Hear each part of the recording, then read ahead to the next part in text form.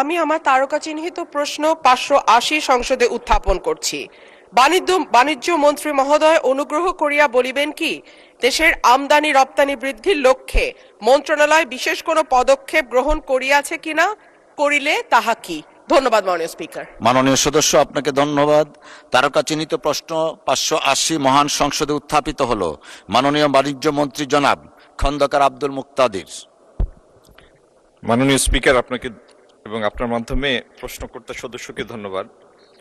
বাংলাদেশের রপ্তানি বাজার সম্প্রসারণ ও বিনিয়োগ আকর্ষণ করার জন্য সরকার প্রাচ্য, দূরপ্রাচ্য, ইউরোপ, আফ্রিকা ও মধ্যপ্রাচ্যের গুরুত্বপূর্ণ রাষ্ট্র, অর্থনৈতিক জোট ও অঞ্চলের সাথে দ্বিপাক্ষিক, বহুপাক্ষিক পর্যায়ে কৌশলগত ফ্রি ট্রেড গঠনে এফটিএ এগ্রিমেন্ট করার জন্য অগ্রাধিকার দিয়েছে। জাতীয় স্বার্থ সুরক্ষা নিশ্চিত করে কৃষি, শিল্প ও সেবা খাতের প্রতিযোগিতামূলক সক্ষমতা বিবেচনায় নিয়ে পর্যায়ক্রমে শুল্ক হ্রাস, অশুল্ক বাধা কমানো, বাজার প্রবেশাধিকার বৃদ্ধি এবং প্রযুক্তি ও বিনিয়োগ সহযোগিতা জোরদার করা হবে, যাতে রপ্তানির বৈচিত্র্য বাড়ে, কর্মসংস্থান সৃষ্টি হয় এবং অর্থনীতি দীর্ঘমেয়াদে।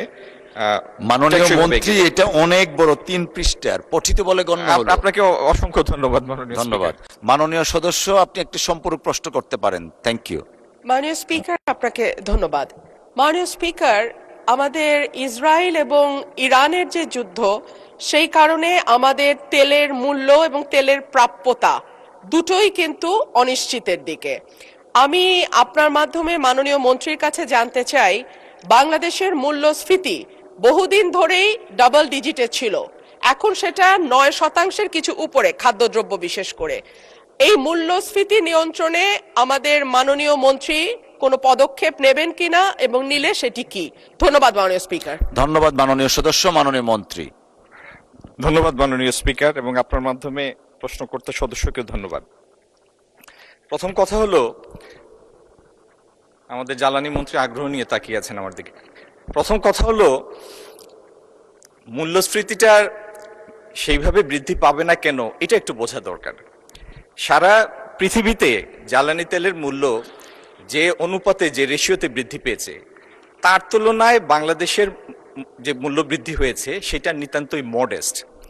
আপনি আমেরিকায় স্টেট টু স্টেট ভেরি করে তাদের নিজস্ব ট্যাক্সের কারণে।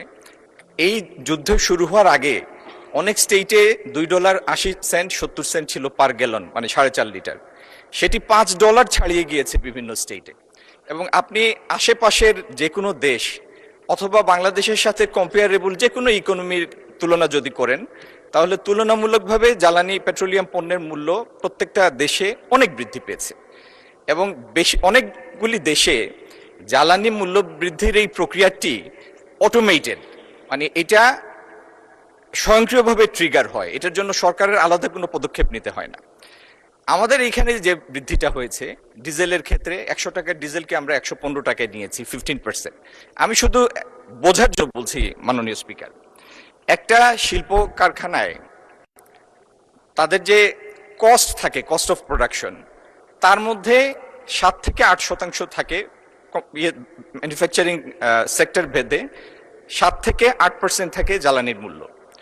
তো সেই 7 থেকে 8%কে যদি আমরা 100% ধরি, তার 15% ডিজেলের মূল্য বৃদ্ধি পেয়েছে।